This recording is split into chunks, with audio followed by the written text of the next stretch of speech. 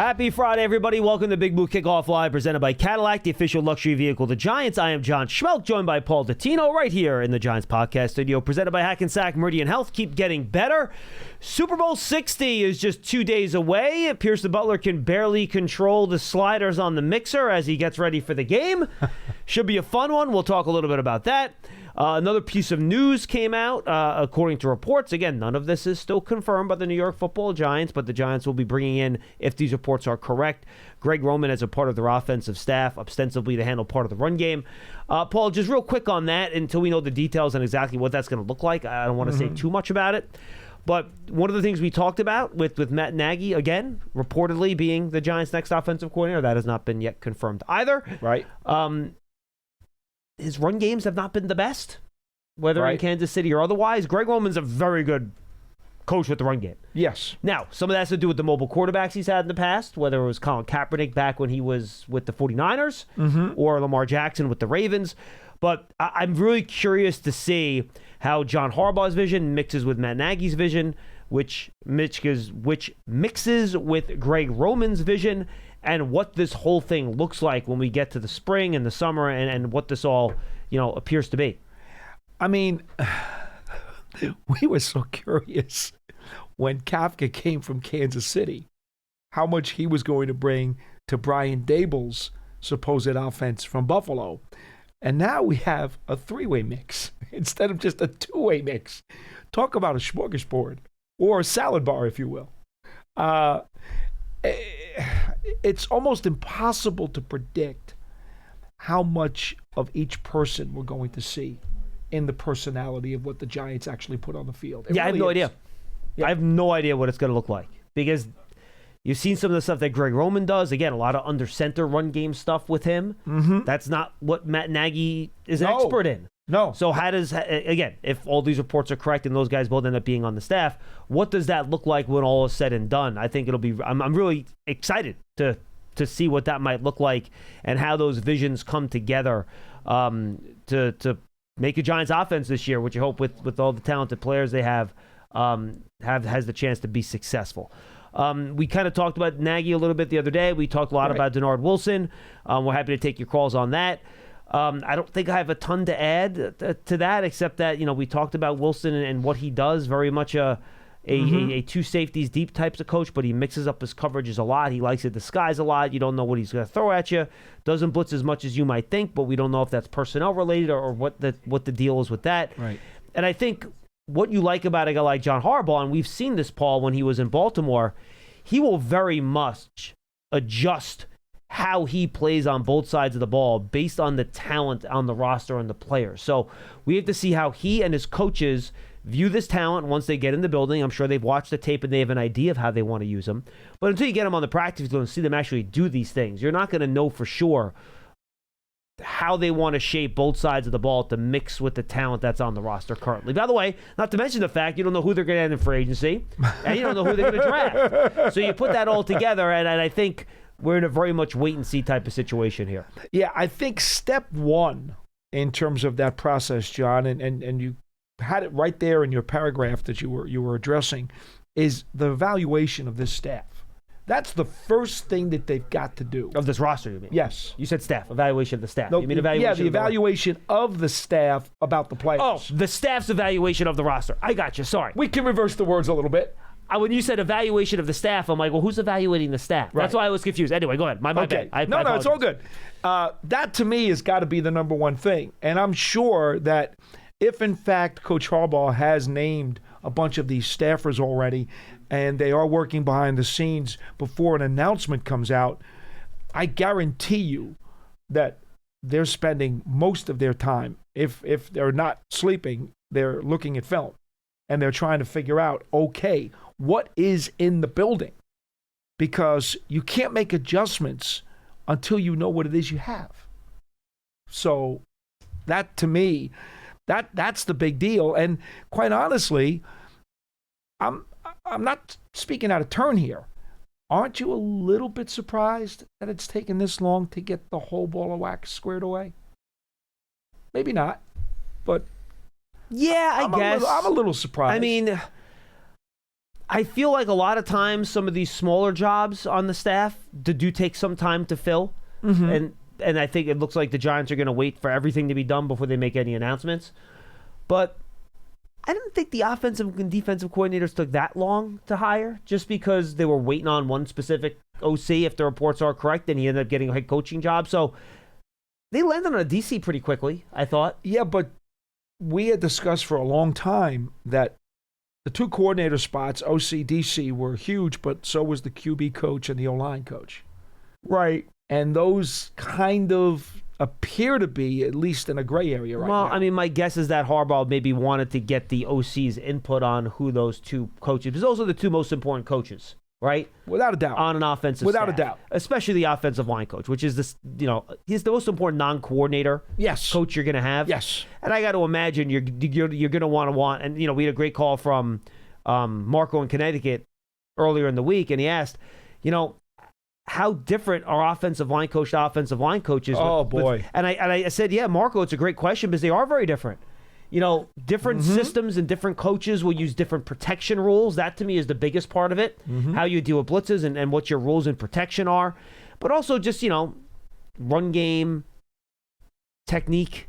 It does alter wildly from system to system, offensive line coach to offensive line coach. Absolutely, it does. Getting that squared away and making sure everyone's in sync on that is extremely important. No question. Now, of course, the one counter to that, if somebody really wanted to, decide to throw cold water on that remark is, well, your players aren't in the building right now.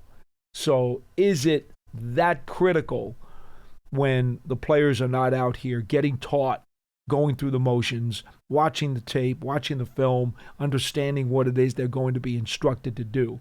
I suppose in that regard, maybe there isn't a big rush to try to get those guys in there.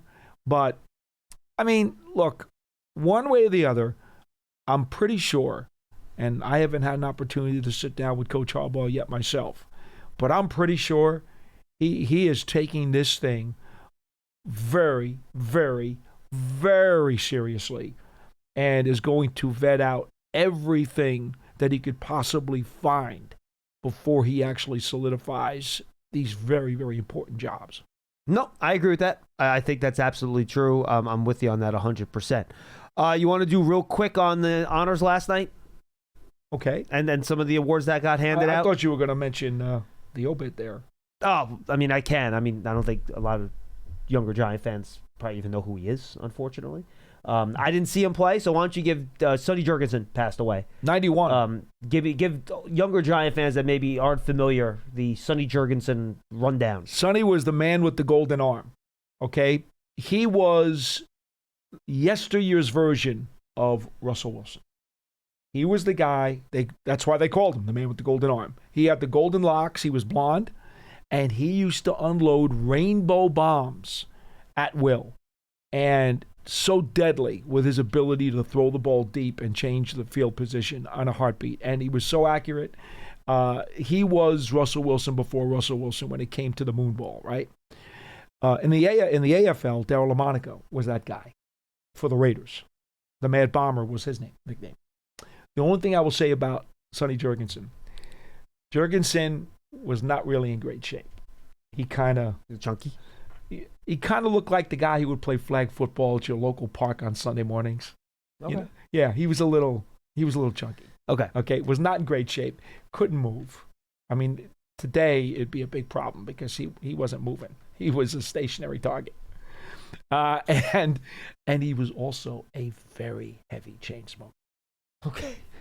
And back in those days, it was not uncommon to see those players actually light up on the sideline. 70s and 80s, it happened. I mean, the 86 Mets clubhouse, they were smoking in the dugout. But he's in the Hall of Fame, and it's because he was a very dynamic big play guy. That's really all you need to know. Okay, good to know. All right, want to go through real quickly on the NFL honors before we get to the call? Let's do it. We'll do real fast, folks. We're not going to take a ton of time on this, all right?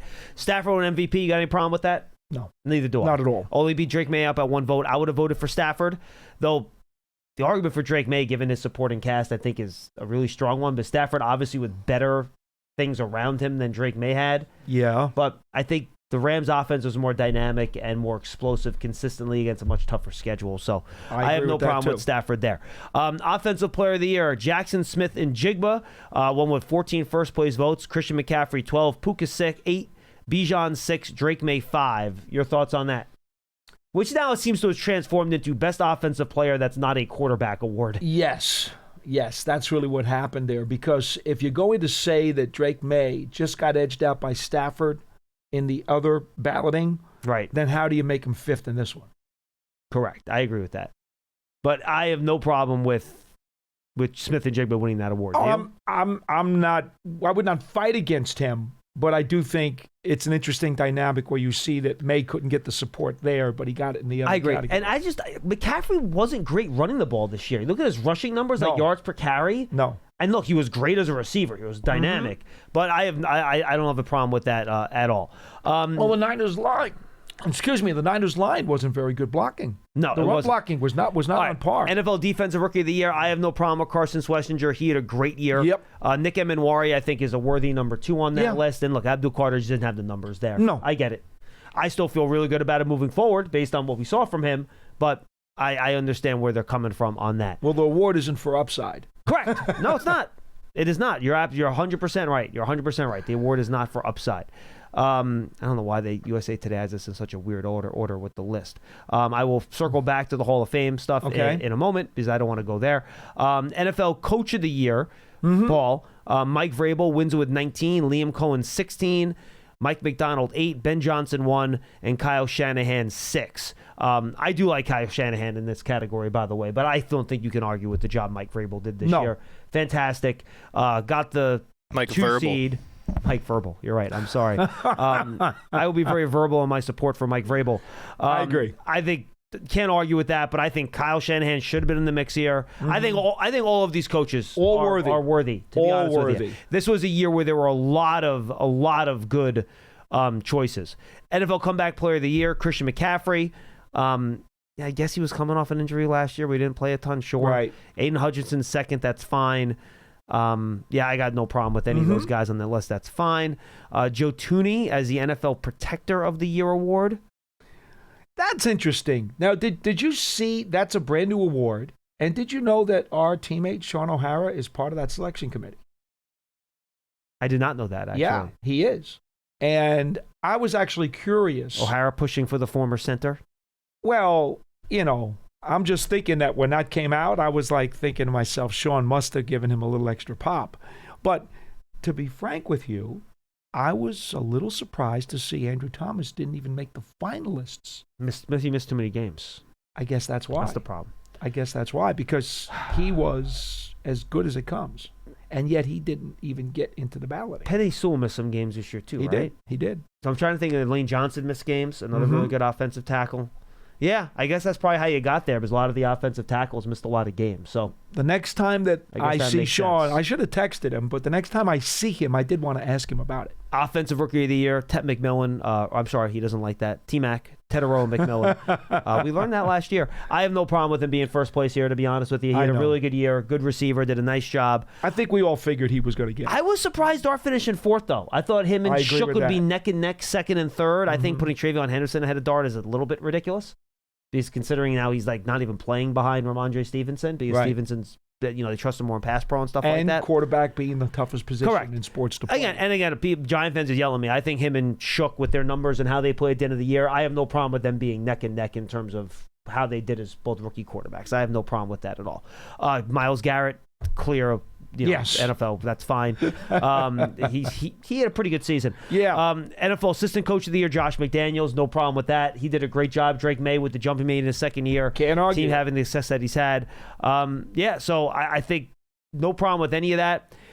These voters did better than the Hall of Fame voters did. I'm now cycling back up to the Hall of Fame, and I want to make sure I have all the names correct. I'm pretty sure I've memorized, but I'm going to bring that up just to make sure I'm reading them and I have that correct here. So Roger Craig was the one veteran that got in. Right. I don't know, Paul. He was a really good player. I don't know if I ever viewed him as a Hall of Famer. Now, I was really young when he was at his best. I remember end of Roger Craig's career in the late 80s, early 90s. So you could probably give me a better perspective on that. And I know you have no love for the 49ers from that era because they were constant rivals to the Giants. Roger Craig to you, Hall of Famer? Well, yeah, because Eric Howard forced the fumble that LT recovered in the playoff game. Thank you, Roger. Can you answer the question seriously, please? Seriously? Yes. When he was at his best during those great 49er years, he was as valuable and as Hall of Fame caliber as anybody could be within that Bill Walsh offense. Basically, he was as important as McCaffrey has been to the recent 49ers offense. He was to that. I wouldn't say that because he was never the best offensive player on his team. In terms of the schematics, though, what he did as the dual threat, he set everything up. Okay, because of the variety of stuff that they did with him. Everything kind of worked off of that with the West Coast offense because you always had to worry about, it wasn't just Rice or Taylor and those guys running downfield. No. It was, okay, you always had to worry about this guy leaking out. It was a problem. And so, yeah, if you just kind of narrowed down his prime years with the Niners, those were quality years that would be worthy of Hall of Fame. The question that I have is, do you think he had enough of those years? That's where the debate comes in for me.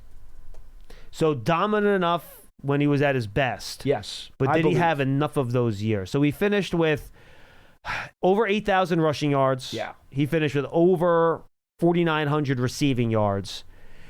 He only had 3 1,000-yard rushing seasons, and 2 of them were 1050 and 1054, where he barely got over 1,000. So, again, numbers today are a little skewed, John. They're much more offensive. Yeah, but they also ran the ball more back then. They did. So, and there were no dual backfields. But my point is, he did not have enough over the longevity. There were enough of regular kind of seasons there where I would go against him. But when in that little chunk of years. So he only had this is a bad one. So he had 2 2,000-yard scrimmage seasons, which is fantastic. Of course. Other than that, no other seasons he had more than 1,600 scrimmage yards. No, I'm with you. I never saw him that way. And look, he's a great player. I'm happy for him, but I agree with you. Drew Brees, come on. No one in their right mind would argue that. Larry Fitzgerald, phenomenal. No one in their right mind would argue that.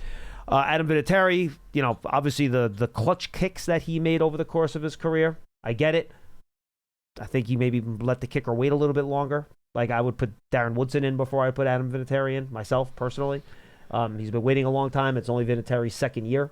But fine, you want to put him in. He's eventually a Hall of Famer. He's deserving. I got no problem with it. The problem with kickers and the return guys like Devin Hester, who eventually got in. I would not have put him in either. Well, here's the problem. Those guys are in such a different specialized category. Right. That you have to wonder if they wouldn't have been better off breaking them out. Yeah, but again, but Vinatieri deserving. Really, really, really he excellent kicker. So I got no problem with it. But again, it's hard if someone says to you and they're going to argue a running back against the kicker. What are you going to do? No, I know. And then you have Luke Kuechly, who again, when he was at his best, Paul, yes, certainly one of the best linebackers I've ever seen play. Terrific player. A tremendous player. He had to retire early because of concussion issues. Correct. He made Pro Bowls in 7 consecutive years. He was first team All-Pro 5 times. I think that's enough for me. I have no problem with him getting I would have pushed the button for him, but I could understand if somebody said, you know what, with all this stuff that's being made about guys waiting, if you told me you wanted to make him wait, I wouldn't have argued against This was his second year. He wasn't a first ballot guy. Yeah, but no problem with that. Some people, Harry Carson waited 13 years. And we could sit here and have. Come on, Luke Kuechly was not Harry Carson. And look, I could sit here and make the argument for Eli and Tom Coughlin till I'm blue in the face. I'm not going to do that now. We have 3 callers on the whole line. I want to get to them. And by the way, it's not going to help change it. And maybe we can do it next week. Because next week, unless we get some announcements here and things going on, there's not a whole lot going on. Maybe we can make that one of the shows early next week that we're on. Okay, sure. Why not? 201-939-4513. Paul, do you want to save predictions for the Super Bowl at the end of the show, or do you want to do them now? We'll save them to the end. Save it. We'll save them to the end. Sure, why not? 201-939-4513. 201-939-4513. Pearson, I don't have the document up yet. Who's our first caller? First caller is Roberto in Florida. Roberto, what do you got, man? How are you? I'm fine. John, first time on the show, actually speaking to you. I'm excited. I'm excited for you to call in, Roberto. What do you got? I'm pumped. Paul, I'm thinking about opening a Paulie. It's going to call the Wisdom Paulie Fan Club here in West Florida. But West listen, Florida. You did. Wisdom's an interesting word. Almost all of your interviews, right? Okay. But, I was stoked because I was thinking Jeremiah Smith was coming out of Ohio State, and I find out from your staff that he's coming out next year. But you know what? I want to talk about Corey Black, right? Okay. I know he was big, but I like his speed and size. But I think it was his rookie year. Yep. I like his size. But other than that, right? I got Celeb Downs, right? Ohio State. I just want your opinion on this. Peter Woods, right? Clemson. Yep. I got Arvell Reese, Ohio State, right? Mm-hmm. It's a linebacker. And I got what's his name? Mansour Delane, LSU, corner. I really like that kid. And You only get one first-round pick, though. Going to be in the NFL is going to be to me, and I hope we can get him because this guy is going to play above all his expectations. Tyron Montgomery. Now, what do you think about these guys? I don't want to talk about the Hall of Fame. I haven't watched the Pro Bowl in the last 3 years. I get more fun watching the kids playing in the park. So I'm going to let go with that and tell me what you think. All right, you got a lot of names there, Roberto. I will try to remember all of them. Tyron Montgomery is going to be a late day 3 pick where you take a flyer on him, you try to develop him as a wide receiver. I like him as a player, but that's going to be a late round pick, and he's going to be a developmental guy. Caleb Downs, he could end up being the highest graded player in this draft class. I think he's that good of a safety. I'm going to try to finish my evaluation on him next week before we head out to the Combine. Really good player. If the Giants picked him at 5, I'd have no problem with it as of today. Again, haven't finished my evaluation yet.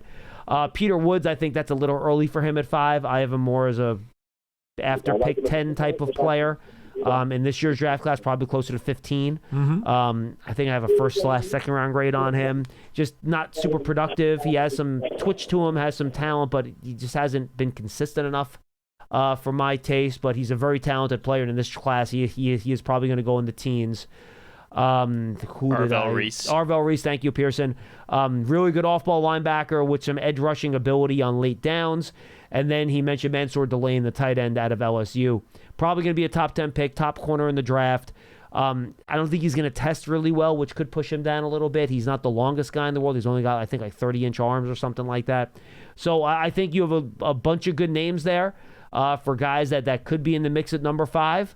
Paul, your thoughts on any of those specific guys that he maybe threw out there? Well, every single one of those guys that he mentioned outside of Montgomery, those are all people that we've said are probably going to be first-rounders. The question is how high. I think Downs, to me, Downs probably has the best shot at going the highest of any of those guys. I think Reese does. You think? Arvell Reese, yeah. I think he'll be the second pick in the draft. Okay. He's going in the top 5. Mm-hmm. I agree with that. I think people will say, "Oh, maybe we can use him on the edge," and with the position value thing, that might push him upwards a little bit. It could. Downs. I'm getting a lot more wary of Downs. Thanks, Roberto. Being picked really, really high. I think someone is going to overdraft a safety because he is just so good and such a player and such an impact guy that they're going to say, hey, you know what? We've seen what Kyle Hamilton did for the Ravens. It doesn't matter. This is that whole thing we talked about with Saquon Barkley, right? Well, I think you're going to run into the fact that there aren't other players at premium positions that teams would pick over him is the problem. Well, again, you want to talk about making a tough decision? He didn't mention Tate. No. Now, if I'm the Giants, and I'm at 5, and Tate and Downs are both on the board, boy, that's a really, really hard one for me. A really hard one. I'm not going to lie. That's a really hard one. And you know, I've already kind of said right now, preliminary, I'm thinking Tate, but Boy, if Downs was sitting there, knowing how Harbaugh likes safeties, that'd be really hard. Really hard. Having a chess piece like that on defense that you can move around a little bit. Especially knowing how this defense needs another impact guy. Yeah. Look, I think it'll be interesting to see how that impacts the rest of the young guys in the secondary that the Giants have. But you just got to pick the best guy that you think is going to impact your team the most when you pick at 5. And again, this is a draft, and I do like my color coding system where you have blue chip players, then you have red chip players. So blue chip players are players that I would say, all right, in a normal year, this could be the top overall pick, right? Then you have red chip players. Those are the guys in a normal year that they would be top 10 picks.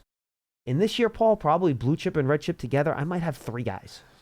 Like, it's just one of those draft classes where it's very much going to be beauty is in the eye of the beholder when the Giants get to pick at number 5. And there might not be a blue chip or red chip player on my board available at that spot. So that's why I think it's going to very much be a draft where things are very much up in the air. See, if I said to you, and we talk about the need and the value equation all the time, but if I said to you that Tate will have as much of an impact on an offense as Downs would have on a defense. Tate. And that's where it becomes really sticky, because what if you aren't sure about Malik Neighbors' health? You got to go Tate.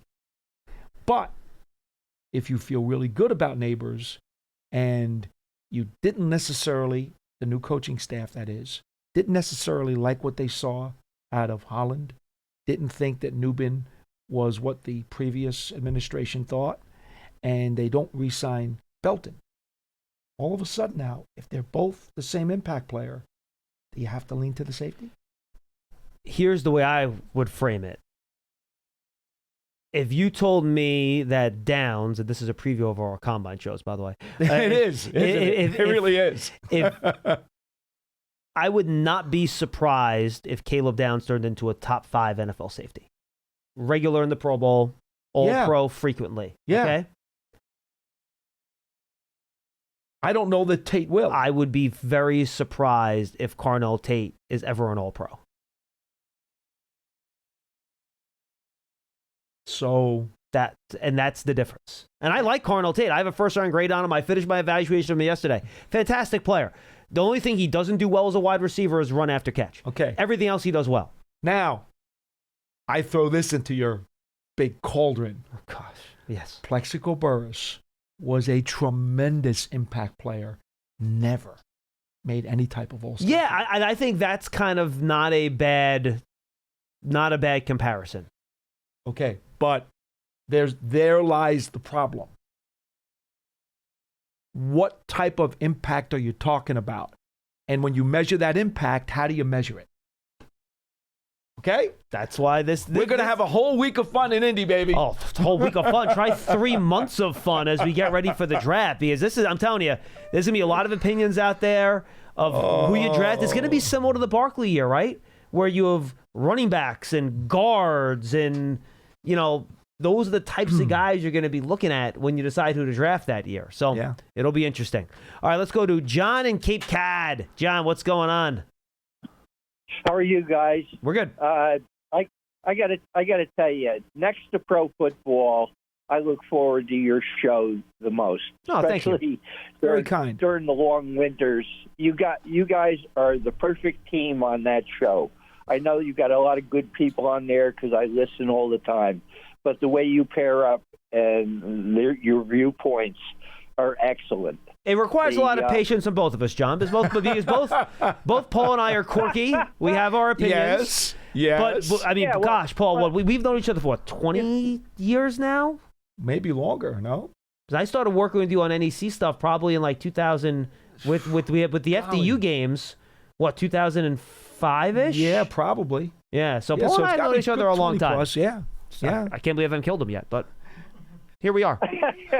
Well, you know something, when I was still a manager working in New York City, I was a big fan of what my senior VP called adversarial management, which means at the end everybody walks away with a decision, but it's never hurts to have 2 guys with strong viewpoints bouncing them off each other. And, John, I feel like that's the way Bill Parcells kind of coached, right? It was kind of an adversarial coaching thing where he wants to have everybody on edge a little bit, for sure. Absolutely. They should have called him the Big Spoon because he was always stirring the pot. The Big Spoon. But I don't think he would have liked that very much. No, probably not. But a couple of points. Number one, in the draft, I think you can never have enough good wide receivers. But two guys that caught my eye if they fall to later rounds. One is that defensive tackle Baines from Miami. Mm-hmm. I mean, in the biggest game that he ever played, he was totally disruptive. And on the other side of the ball, the fellow that impressed me was Coogan, the center. I don't know if you remember, but they broke off a running play that went for about 40 yards, and he was almost running alongside the back. Yeah, he's a good player. To the point where they got tackled. Real hustle and a big man. Mm-hmm. Moving on, and I don't want to tie it up with the Hall of Fame, but I'll make a few comments on that. Paul, you mentioned Harry Carson, and from the same era, I'll mention Phil Simms.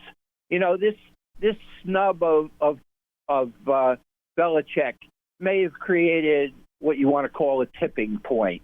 It's time to reevaluate the categories and how they vote for Hall of Fame. Because I'll go back even further on somebody that's overlooked. And I mentioned him because he was a good friend of our family at the time. It was Jim Patton, the safety from the Giants. Right. Because every record not held by Emlyn Tunnell on the Giants as a defensive back is held by Jim Patton. And guys just fall through the cracks. The Harry Carson thing was a travesty. Mm-hmm. And in the more modern time, Phil Simms and Otis Anderson should absolutely be in the Hall of Fame. Their credentials are better than a dozen guys that are in there right now. Stop right there, John. Hit the pause button 1 second. Remember you just looked up Roger Craig? Mm-hmm. Otis Anderson had a better career than Roger Craig did. That's right. I'm just saying. Didn't win as much. How many guys? Had over 10,000 rushing yards in his career. Rookie of the year, comeback player of the year, Super Bowl MVP. What are we talking about? Yeah, in the last game of his career. So, but you bring up Otis, and obviously a lot of people have brought up Tiki, and that's another hot debate, although he doesn't seem to get much traction either. Yeah. Well, look at Otis in his young years with the Cardinals. Oh, I know. He was the whole offense. Mm-hmm. He was the whole offense. If you could stop Otis, you stop the Cardinals. It was simple as that. Yeah. And then he goes to the Giants with an injury, rehabs, gets in the 2 Super Bowls, and becomes MVP of the last Super Bowl in the last game of his career. And what more do they want? But see, John, what they ding him on are the years where he was a backup and then was not a very big part of the offense. That's where they ding him. I will say that he only made 2 Pro Bowls. Yeah. No, not a lot. Well, again, does Pro Bowl really equate to the impact that the player had? It shows you how dominant they were in any given year, sure. I mean, the awards that he won were still important. The comeback player of the year, the Super Bowl MVP, the rookie of the year. 10,000. At the time when he retired, he was top 10 all-time in rushing at over 10,000 rushing yards at the time he retired. And he was in the top, was it 5, John? Or was it top 3 receptions by a running back in NFL history at the time he retired? He was up there. And I know when he retired, he was in the top 10 with yardage also. Yes. Over 10,000. You have to look at the whole package. Right. I mean, to me, he's as good as Dickerson. And one of the reasons I say that is that Otis could block. Ooh. And you couldn't. Yeah, I understand. You couldn't play for the Giants as a running back for Parcells unless you could block and protect the quarterback. Yeah. But Dickerson, here's Thank where you, John. Appreciate the call. Here's where I'm going to get off of John's train about Dickerson. He had a 2,000-yard season, which at the time was considered absolutely monumental. He led the league in rushing 4 times. I was going to say at least 3 times. 4. Four? And then he did it again in 88 when he rushed for 1,600. He had 3 years of 1,800 yards or more, including that one 2,000-yard year you mentioned. Then he had another 1,600-yard year and another 1,300-yard year later in his career. The problem with Otis, and Paul, you brought this up, through the first 6 years of his career, he had 5 1,000-yard seasons. Dominant. He really was. It was great. He only had one more after that. Right. And years where he rushed for 400, 200, 100, 200. Because that's a huge gap in your career right there. And I love Otis. I love for him to get him. He's fantastic. But I understand why he would not meet the criteria. And I do too. I know why the naysayers would say no. I do see it. That's one of those guys I can agree to disagree on. Because I do think, and this is kind of what I'm gonna mention our dear friend Kevin Gilbride's name. Kevin Gilbride said to me, we just talked about this the other day on the phone, as a matter of fact, because he was thinking about Eli in the Hall of Fame. Kevin's thought was, he must be annoyed. He's very annoyed. He's very annoyed. And he said, why do they hold that whole regular season 1-loss record against Eli when the team around him was not supporting him nearly as much as they should have? He said, think about this. That is what top critics of Eli come at him with.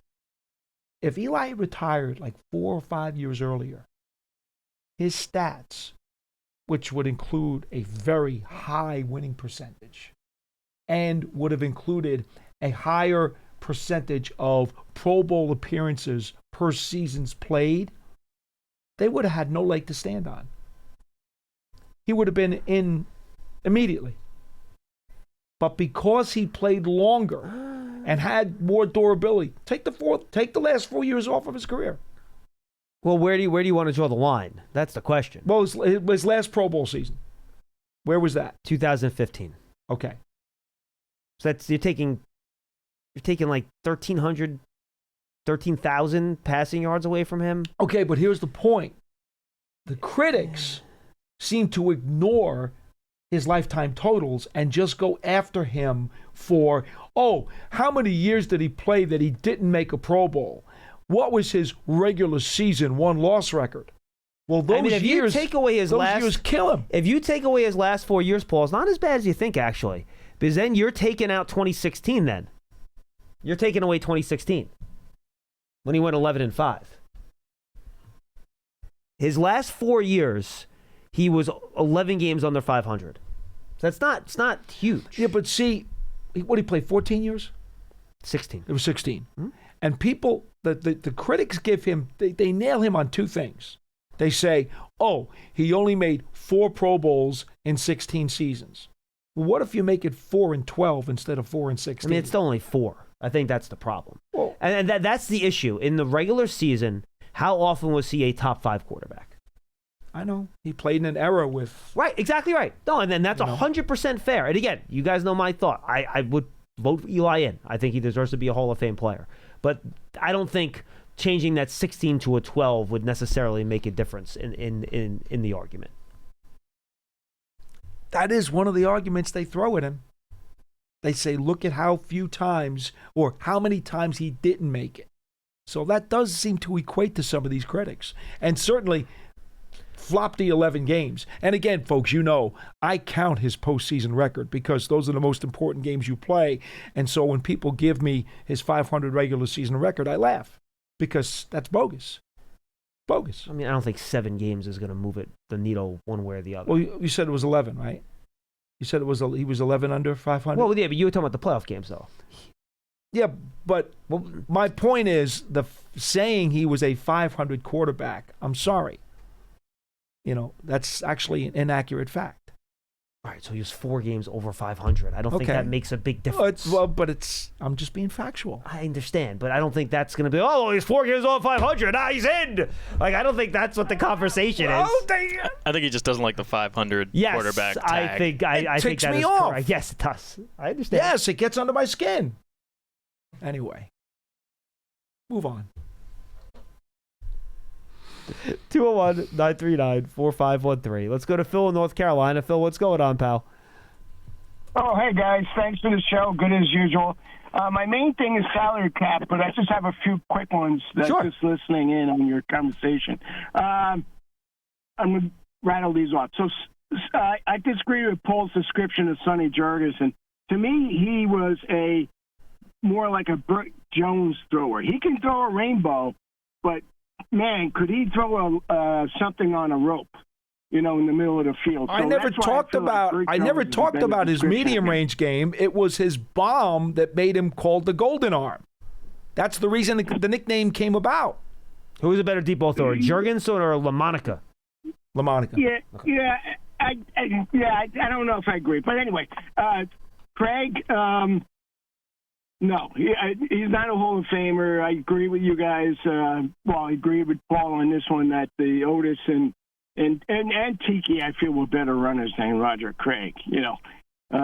Eli is going to have a tough time, boy. I thought this was the year, to be honest. And Drew Brees. It was Drew Brees. It was Drew Brees killed him, Phil. Having Drew Brees on the list, they never put more than one quarterback in per year. If you look historically, I don't know why. I think that's stupid too. But Drew Brees had being the first time on the ballot this year hurt him. Yeah. Yeah. What quarterbacks are up next year? Roethlisberger is the big one for next year. That's the big one. So he's not going to get in that one next year either. Then. I don't know if that's necessarily true, but it certainly makes it a little bit more difficult. Yeah. And I can tell you real quick, I can tell you who the other new players are in 2027. 2027, you got Gronkowski, Adrian Peterson, Ben Roethlisberger, Richard Sherman, Cam Newton, and then Antonio Brown. I don't think he's getting in. But those are the major names of the kind of that next group that are going to be up there. Terrell Suggs, Marshall Yanda, another guy. So those are some of the guys that are going to be. I think Yanda's been up actually for a couple years already. He's been up. So, but those are the guys that are new for next year. Okay, thanks. Salary cap, and this is a philosophy thing that I've kind of faulted the Giants, and it goes back to. Historically letting, I think, premier players go because they don't want to spend the extra money. The salary cap, as they put in these new tools each year, it seems like if you use the salary cap as a hard number, I think you're using that. Well, it's a disservice to your club, I should say. Like, for example, the Eagles have used the void year the most, right? What team has been the most dominant in our division the last 15 years? As opposed to the Giants, we're only one or two teams not using a void year.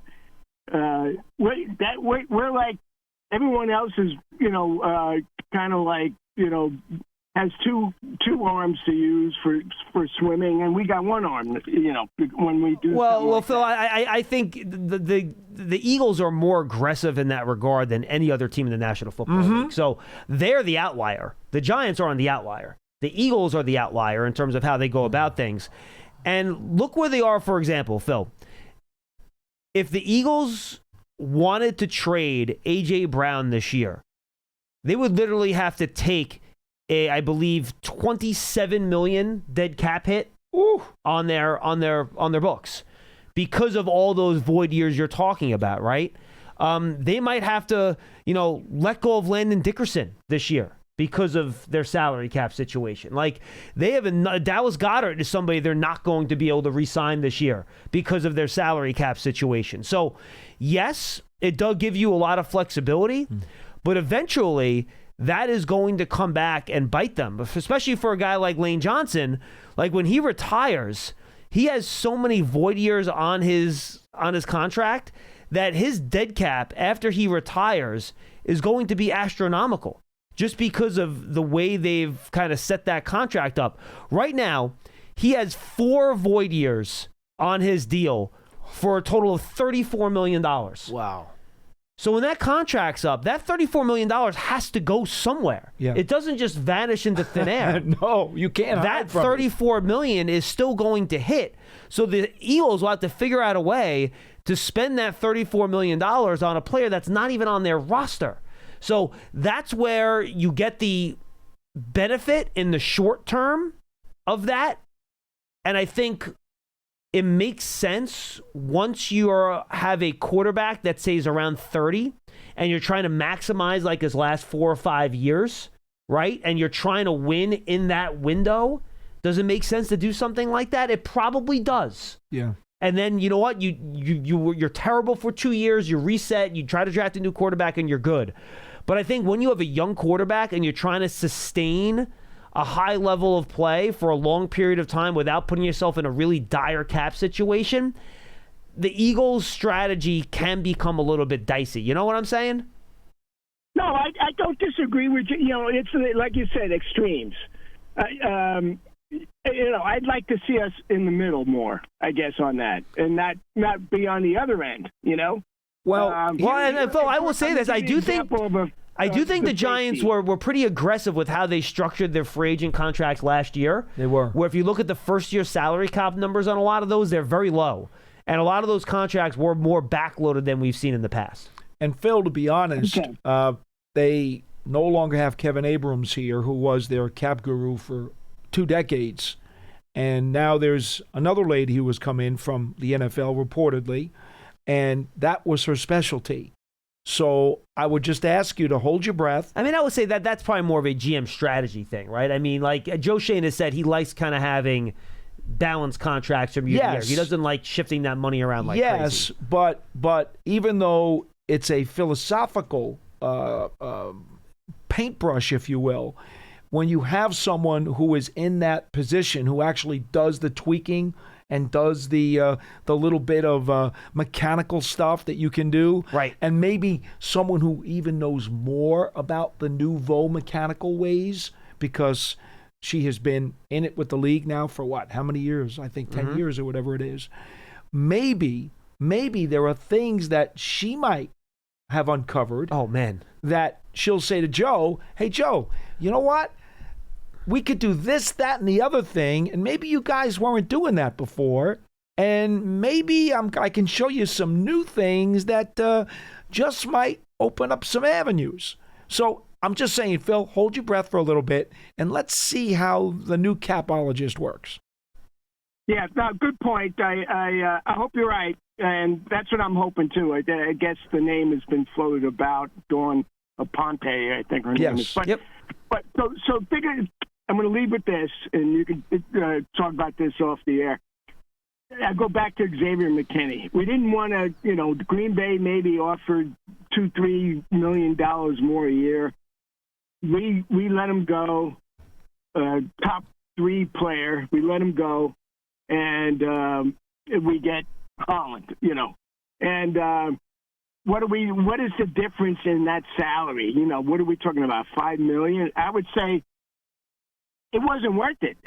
Go pay McKinney instead of paying a mediocre person 80% of that salary. Phil, you said $2 or $3 million more to go to Green Bay. The way I understood it, he got a whole lot more than that.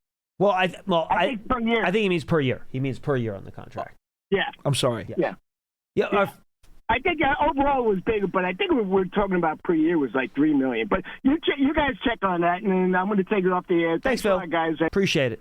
The other issue you have to look at too is that the cap was lower then. Yes. The guarantees weren't that much different. I don't know. But the cap was lower then, so it's a higher percentage of the cap too, based on what the deal was given out a year later. Right. And look, if the Giants really wanted to have Xavier McKinney back, they could have brought him back. Yeah. If they really wanted to. So that was a decision that they made organizationally. And by the way, I had the number wrong on A.J. Brown. You know what A.J. Brown's dead money number is this year? $72 million. 72 dead? 72 dead. If they cut him, they would have $49 million on the cap. More than what they have now. Oh. Mm-hmm. His guaranteed salary this year is $29 million, and then he has $49 million in addition to that. It's a disaster. So his cap number is 23, and then an additional 49 on future guarantees. That's why adults tell little children not to juggle knives. Do you know what Jalen Hurts is? Because it's dangerous. Do you know what Jalen Hurts' dead money is this year if they wanted to cut him? $117 million. Want me to keep going? Lane Johnson's 40. Jordan Mailata's 33. Devontae Smith's 35. Yeah. Landon Dickerson's 27. Yeah. Saquon's, guess what Saquon's dead money is if they cut him this offseason? Dead money. 30? 38. Yeah. Zach Bond, 29. Cam Jurgens, 20. So, like, this is the game you play. Yeah. Where again, if these guys keep being good players, you can keep pushing the money and you're okay. But if something goes horribly wrong and you have to make a move, then things become very, very dicey. You have to be careful in terms of who you use that strategy with, which, for example, Andrew Thomas, long injury history. Yeah. Is that someone you want to do that with? Dexter Lawrence, coming off a down year. That's this conversation you have to have too, right? So it's very important to use that type of strategy on the right type of player. The talent, the age, but in all honesty, the durability is such a huge factor. Huge factor, which is why when the Eagles signed Saquon to the deal that they did, we all knew that behind that line, he was going to be outstanding. The question was going to be, how long could he keep it up? And he did take a step back this year. The offensive line took a step back as well. But I don't know. Does Saquon have another one or two all-star years in him? I don't know that. Here's a good one. Dallas Goedert's a free agent this year, right? Do you know how much he's being charged to the Eagles cap in 2026, even though he's not on the roster? I don't. $20 million. He's 20? 20. This year? Yes. Whoa. But again, when you void years and you push all that money back, that's what happens. And that's not a guy that I think I would have put that kind of gamble on, to be honest. Remember, they redid his contract last year because that was like a thing. Dude, so he had a $29 million prorated signing bonus. Oh, man. 4 of those years are at void years. Oh. 7, 6, 4, and 2. In the next 4 years, that's what the prorated signing bonus is for him. And here's the problem. It's that old statement about what have you done for me lately? And memories are short. So everybody thinks about how the Eagles won a championship and how they've had a couple of nice years with these players done really, really well. Now, again, it's probably worth it. They got 2 Super Bowls. It's probably all worth it, but this is the downside of it. Yes. At some point, when all of this stuff comes to roost, there's going to be a stretch of time where those folks are going to be chewing nails. Yeah, 100%. And again, in the end, if you win, that's fine. the trade-off. But you better win. That's the trade-off. You better win. That's it. Alex in Clifton will wrap us up today. Alex, what's going on, man? Hey, how you guys doing? Big Good. fan. Paul, been a big fan since your FUV days. Oh, you're very kind. That's a long time. Yeah. Guys, I know that the coach said that he's going to build the offense around Jackson Dart, but, man, I remember when our Giants team weren't that good, I used to follow other teams, and I remember the Raiders just beating up the Vikings, their purple people eaters on the ground, running behind Upshaw and Shell. Mm-hmm. And if we put somebody next to Thomas, I think we could destroy teams with Cam and Tyrone Tracy. And wouldn't that make it much easier for Dart with a great running game? Well, Alex, look, they will have the opportunity to do what they want with the right side of the offensive line, right? Jermaine Illuminor is a free agent. They could choose to bring him back or not. Greg Van Volen's a free agent. They can choose to bring him back or not. So they have the opportunity, this coaching staff and front office, to build the right side of that offensive line however they want, whether it's Marcus Bowe or somebody else. And they will have the ability to build it that way. And I'm curious to see, do they bring in a bunch of, gigantic maulers to run downhill? Do they bring in more athletic guys to run more outside zone stuff?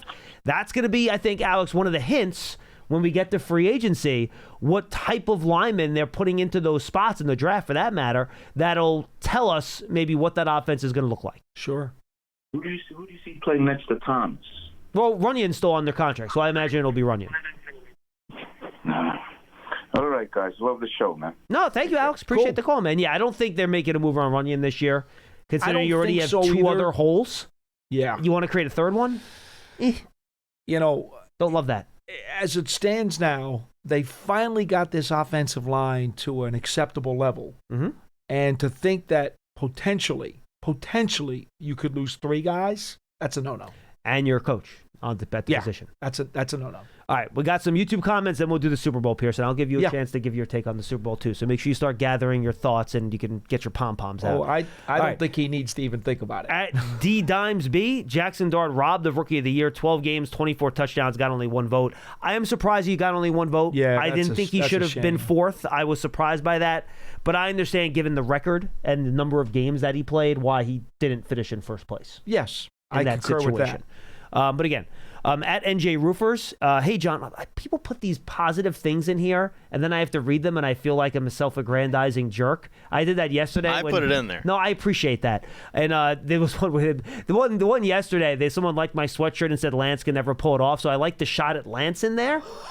So that was good. But commenting positively on my style is just a little crazy. Never at the end of it. Yeah, okay, that's perfect. That's exactly what I'm gonna do. All right, at NJ Roofers, maybe these guys were talking to Rob Browning earlier today. We'll see. Hey John, I loved your interviews at the Senior Bowl with all the exciting young prospects. I thought your questions were perfect. All right, that's a little strong. They were okay, and it's very clear that you spent a lot of time prepping yourself. Okay, should I bring behind the scenes here a little bit, Pearson, just for fun? By the way, Lance never would have done that. I agree, NJ Roofers, no question. I'm just kidding. Lance is always very prepared, to be honest with you. All jokes aside. He's very prepared. So with those questions, and I'm sure fans, if you went through all those interviews, and again, you should go to the Giants Huddle podcast. A lot of these interviews are just on the audio portion, so subscribe on your favorite podcast platform to listen to interviews from the Shrine Bowl and the Senior Bowl. They are good interviews, and I really like to get to know all these kids. It's a lot of fun. You might find that some of the questions from interview to interview are very similar. Right. Well, what happens sometimes is I'm sitting there, and they'll just walk up, hey, this is Kyle Lewis from Pittsburgh. Do you want to talk to him? And the guy's standing right there. What am I going to say? No. Right. Exactly. And guys, look, I do a lot of work on the draft. There's like 200 players at these games.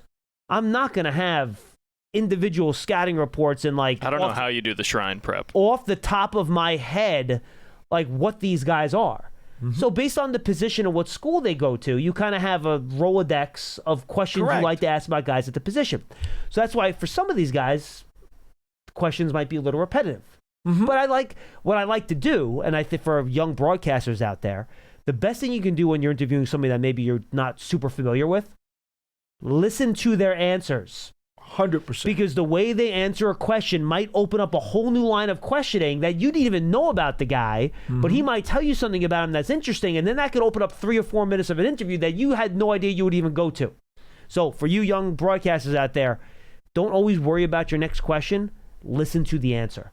Excellent advice. Because that will give you a whole nother avenue in which you can pursue the interview. So that's kind of how this works. Some of these guys I know I'm getting ahead of time, and I can do work on them the night before or the morning of and be good. Also, to note, the Senior Bowl interviews start at 5:30 in the morning. So I'm setting my alarm for 4 o'clock, and I'm going there. Pearson was not with me out there. He had more important things to do. Don't pump your fist over there. And edit all these together. No, he's correct. He actually does have a lot to do back here editing the interviews. He is not wrong about that. How far was the hotel? So I have to do the whole video setup myself. Right, but how far was the hotel? 15-minute drive. Oh, that's not too bad. I'm still setting my alarm for 4:15 every morning. Okay. It's early. And these kids are half asleep too, coming in before they do their meetings and stuff. So they're challenging, yes, but it's fun. I love doing them. And people say, John, I don't understand why you do the Shrine. I just like talking to the kids. It's fun. I enjoy learning about them. And you learn about kids you wouldn't know about maybe. And then when we're doing the draft, we're in the 6th round, you're like, hey, I talked to that guy at the Shrine Bowl. Yeah. And that part of it for me is fun. All right. Well, I appreciate the comment. Thank you very much. Good at stuff. Vince G18, I'm a Mets fan. Smoking was the least of the harmful things the 86 Mets did at the dugout. He's probably right. Okay. Probably right. How about that? At 11, Manny. So what coaching positions are still needing to be filled? O-line and quarterback coach. Those are 2 of the positions that I have not heard reported that have been filled yet. And there might be even some assistants two position coaches. There may be some new titles that John Harbaugh wants to add that we don't know of yet. Bingo. So that'll be a wait-and-see proposition. I don't have the full answer to that. And then one more from Matt Vince, G18. They need to upgrade at least one of the guard spots. Well, one right now, they don't have a right guard under contract. So they might. To your Greg point, Van Roten was really good last year. I mean, I don't want to downplay how good 2 he's years been. in a row. Yes, playing every snap. Steady. So good. Dominant, maybe not, but really good player. To your point, though, John, and I do want to make this one final comment, and it regards those two guys on the right side of the line, Van Roten and Illuminor. A lot of times when you get turnover with either a position coach, a coordinator, or a head coach, and they come in and they say, look, I have a different evaluation of the guys you have here, and I'd like to be able to change, and I'd like to be able to get this or that or the other thing. Well, sometimes when he comes in, those guys still have time left on their contracts, and now it's going to cost you dead cap money to get out of them. And so the new guy comes in, and he's kind of handcuffed, and he's got to make do with what he's got. And because of those contracts, you can't free up money to replace the guy. Because even if you cut the player, he has so much dead money, you can't replace him with that same amount. So to your point before, you actually said something that was even doubly valuable compared to the point you tried to make. Well, thank you. Because in reality... Inadvertently smart. That's where we are right now. Brilliant. Inadvertently brilliant. Oh, my God. Because... I need to get out of here. The Giants have two pending free agent guys that if they do want to retool, it will not cost them any dead money. Right. That's what happens when you sign guys to good contracts and their contracts expire. You don't have to cut them ahead of time. That's how it works. All right. Who wants to go first? I'll let Paul. I'm going to let Pearson go last. Paul, give me your Super Bowl prediction first. Well, it's impossible not to favor the Seattle Seahawks in this game. Impossible. It's impossible. No, it is impossible. You look at the competition. You have to be a lunatic not to favor them. There's no question, except that I have a personal bias against Sam Darnold. Always have, and probably will never lose it unless he wins this game. Getting to the Super Bowl is not enough for you? Did you see how good he was against the Rams last week? I still believe that at some point, I've been saying it for a month, he's going to see those ghosts again. So, for that reason... If they win this game... I want you to come in here next week with me, because you know me, I'm Captain Sam Darnold. I know. I'm captain of the Sam Darnold fan club. He doesn't know it, but I am. I understand that. I want you paying penance next week. I know. I'm going to have to do it. I'm hoping that Sam Darnold turns back into... So you're actively rooting against Sam Darnold just so you're right? Yes. Yes, I am. Because this guy could very easily I could have fun with this for 20 minutes against a very good Patriots defense and a heck of a coach in Vrabel. He could be the guy who makes those ghosts come out of Darnold's closet, and he winds up with 3 turnovers in the game and throws it away and blows it for the Seahawks.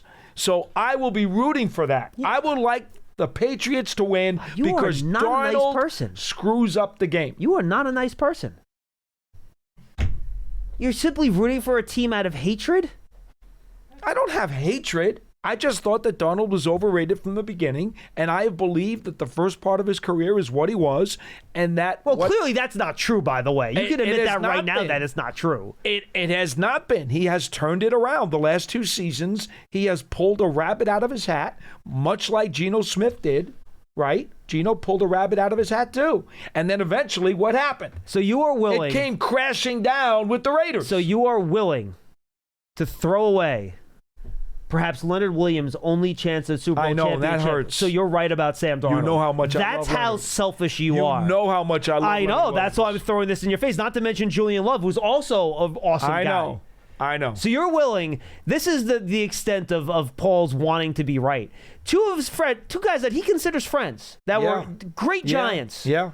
You're willing to throw away their Super Bowl hopes and dreams just so you're right about a player that was drafted like 7 years ago. I just had so much conviction that Darnold was not going to be. Remember, I was all in on Josh Allen. I know you were. And if Darnold wins a Super Bowl ring and Josh Allen doesn't, that is going to make me very angry. By the way, if I was a jerk, I would come in here next week and say, I was right. Should have been the first overall pick. I know, but that's ridiculous. Why can't both guys be good? Again, one guy may have a ring and the other guy may not. And that's not going to be good. I don't like that. All right, I'm going to try to drag this back. So I'm hoping reality. the Patriots win, but I think Seattle will. I do, however, believe there is certainly, it won't be a monumental upset if Darnold sees ghosts and throws the game away. Okay, go ahead. All Darnold has to do is be okay in this game for them to win. I know. He does not have to be great. He just doesn't have to be bad. And the original Sam Darnold could easily screw it up. We'll see if he resurfaces. It's not like he's a bad guy. Your glee in him potentially failing is just off the charts. Anyway. I wish we could make this a tease. They'll never put it up, but it would be hilarious. And then he would get like ratioed by everybody after. Oh, the Seahawks fans, imagine like all the 12-man people would come after him. Oh, it'd be bad. Also, Darnold, I think, is a very good guy. No, everyone loves him. He's a great dude. He is a good guy. I don't have any problem with him. No, yes, you do. No, I don't. Yes, He just wants to be right about his play. That's exactly. You have a problem with him as a player, not as a person. Right. I have a problem with him as a player, and the fact that he has tried to prove me wrong for the last 2 years is bothering me. I really wish I would have led with this now. I'm moving along. I know I'm hungry too, Pearson. You ate already. I haven't even eaten yet, right? All right. I'm going to try to bring this more to reality. I worry about the Patriots' offensive line blocking the Seattle defensive front, which is phenomenal. I agree with that. I worry about the Patriots' wide receivers getting open against the Seattle Seahawks cornerbacks, who are very good. Mm-hmm. So if you can't block them and you can't get open against them, how the hell are they scoring points? Unless Drake May literally puts a cape on, which, by the way, is possible. Drake May is that good. And is like Superman in this game. How are the Patriots scoring points exactly? 2 pick sixes? That might be the way. And by the way, I love Drake. This is nothing against Drake May. You guys that have watched the show, you know how much I love Drake May that year. I loved him. Fantastic. Great player. Going to be a Super Bowl. He's going to win a Super Bowl eventually. Just don't think it's going to be this year. I think the Seahawks are better on both sides of the ball. I don't think the Seahawks are going to run up the score here. I'll even give you a score. I'm going to give you 24-13 Seahawks. With the Seahawks pulling away. It's 11, by the way. 13 points. I think 13 points. I think the Seahawks, it'll be a one-score game until the fourth quarter. The Seahawks will score, it'll be up 16-13. Seahawks will score a touchdown late, or it'll be 17-13. And the Seahawks will score a touchdown in the fourth quarter to make it a 2-score game with like 6 minutes to go in the fourth. Give me a score, Paul. What do you got? 23-20. Seattle probably wins. Oh, so you're actually picking the Seahawks to win? Oh, I do think the Seahawks will win, but I'm rooting against Darnold, and I think he certainly could throw it away. But all right, it's time for Pearson from Boston. What do you got? I'm taking the Patriots. This shocking. 24-20. All right. But I agree with all your points. They do need to make Darnold see ghosts again. They need to get after him. The defense is really good. That's what I'm excited for. And Christian Gonzalez will hopefully cover JSN most of the game. And the Seahawks guards and center are not the best. No. Yeah, and but the Patriots do have good defensive tackles. Goes the opposite way too, though. You're right about the O-line. They need to protect Drake May, and he might need to run for like 80 yards. And maybe like a long Travion Henderson run. Yeah. Like they need a couple big explosive I think plays. They need to win the turnover battle by 2 turnovers. I agree with that. Well, I see, very reasonable. Seahawks are good, man. They've played some of the best defenses in this playoff run, the Patriots. And the weather's also been bad. And Drake May has not been able to throw as much in the snow and stuff. I think Josh McDaniels does have a lot of plays ready to go for this defense. I can see like a big trick play maybe from the Patriots, maybe a little definitely. Sure. I think definitely. Nate Jones, like a big special teams return. Yeah. Maybe something like that. Diggs throw or something. Look out for Rashid Shaheed too in this game. Yeah. He's going to be a big factor. Yeah. But I think it should be a fun game. I think it'll be close. I think it'll be competitive. Pearson, what are your plans? What do you got? What are you doing? Not much. Just go watch with family around Jersey City. How about you, Paulie Dots? What are you doing? My folks, I don't get to watch football very much with my dad. So this is a big deal for me because is your daughter coming over too? No, actually, she's going to her other side's family. Oh, really? Betraying you for football? No. Her husband's understand. family has a huge party. Oh, really? Okay. And so what I prefer to do is just focus on the game. Were you invited to the party? Oh, yeah. Okay, that's nice. I appreciate it. Nice. But my mom and dad, they don't don't go to a lot of parties, and so it's my one chance really every year to really sit down with my folks and watch the game. I like that. That's cute. So that's what I try to Let's do. get Tommy DeVito a ring. I think my brother's coming, but he lives in like downtown Brooklyn, and parking there with the snow is still bad, so he's worried about driving to my house and having to park late Sunday night with alternate sides when he gets back. So he's kind of like questionable. But I think Ethan Medley's going to come over and watch the game at the Schmeelk household. Cool. So that'll be fun. Very nice. He's our. If you watch the co-coaches, Giants, these guys. If you watch the Behind the Blue, is that the name of the documentary series, Pearson?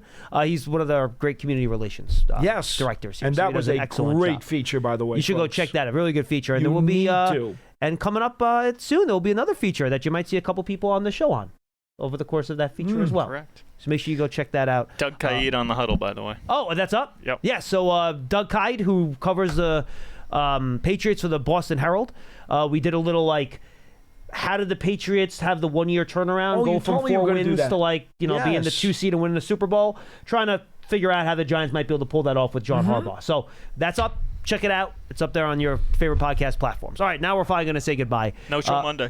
Huh? Oh, by the way, thank you, Pearson. No show on Monday.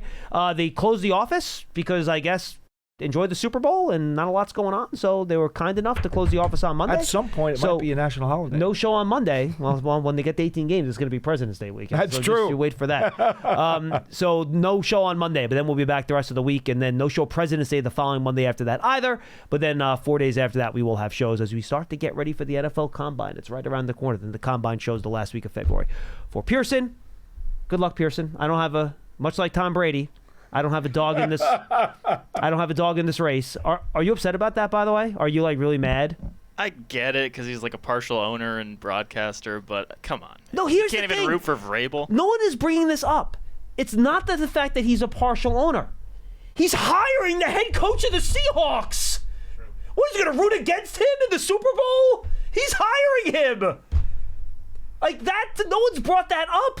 He's hiring Clint Kubiak. What is he going to actively root against the guy he's going to be the head coach of his franchise? That would be bad business. That doesn't make any sense. That would be bad business. That, to me, is why he has no dog in the fight. Anyway, now I'm finally going to say goodbye. Cadillac, luxury vehicle of the Giants. They're our sponsor from the Hackensack Meridian Health Podcast Studio. Keep getting better. For Dottino, for Pearson, good luck over the weekend. I'm John Schmeelk. We'll see you on Tuesday.